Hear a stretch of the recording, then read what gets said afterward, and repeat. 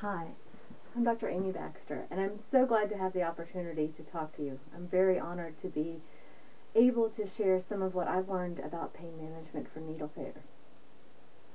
My journey started with my son. I had begun researching needle pain and needle fear, and when my son had a very difficult experience with needles, I switched my focus over to how to actually block pain for individual families rather than depending on the healthcare system to do it for us.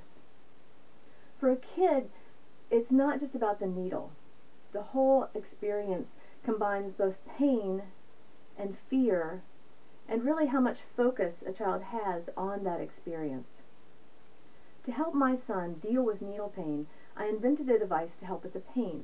The device is called Buzzy, and it uses a combination of cold and motion to stimulate nerves that are not painful that can block out the sensation of the needle. In order to use Buzzy well, you have to have all of the elements together. So we have ice packs that can either be a little bit less cold on the soft side or very cold on the blue side. You hook it to the back of the Buzzy unit. So putting the wings on the Buzzy unit, you can then activate it by pressing the button and put it directly where the injection is going to go. I know most of the time you're giving injections on the leg or in the stomach or back, but to show you how you would use it for a vaccine, you activate the vibration and put it directly on the site that is going to have the injection. Leave it for between 30 and 60 seconds to numb the area, then slide it up toward the brain and put the injection just below it, about 2 to 3 centimeters. Now, after the injection, if the pain is burning from the medicine itself, you can rub it on the area. Let the child rub it themselves because they'll be able to best manage what the pain feels like. But as I said, it's not just about the pain. It's also about the experience. So a couple ways to make injections easier include taking the focus off of the injection. Now, one way you can do that is by having a child visually find or count things.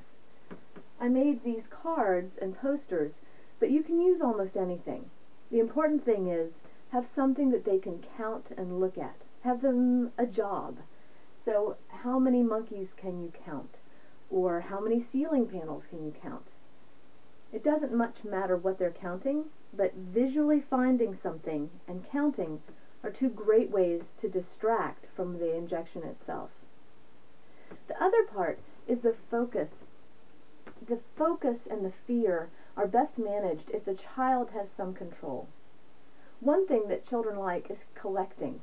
So one thing that you can do for a child who is anxious is give them a token for every injection they do. In cancer, we will use beads of courage. Every procedure gets a different colored bead. You might do something like that. Have one small token or bead they can collect. Now, some people will, after 5 or 10 injections, allow a child to transfer those collected beads for a prize or a toy. It kind of depends on what your kid is into.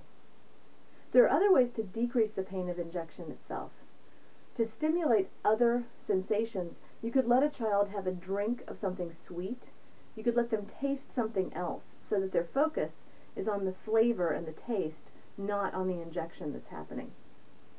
Now, one thing that's important is the more tense the muscle is, the more pain it's going to be. So even sitting in a chair is going to be stretching those leg muscles. It may be better to let a child sit on a bed where their leg can be relaxed and not tense, or lay on their side so that the muscle is as relaxed as possible and fully stretched out. Anytime you bend the knee or sit up, you're stretching those leg muscles, so it makes them more tense and harder to get the medicine in. Finally, to help control fear, if a child has control over part of the experience, it can make it better for them. Giving them as many choices as possible decrease some of the fear. So letting them choose where they're going to sit, how they're going to be, letting them decide whether they hold the Buzzy or you hold the Buzzy, letting them decide what distraction they want to use. All of these things together can give a kid a bit more of a sensation of having control over their own health.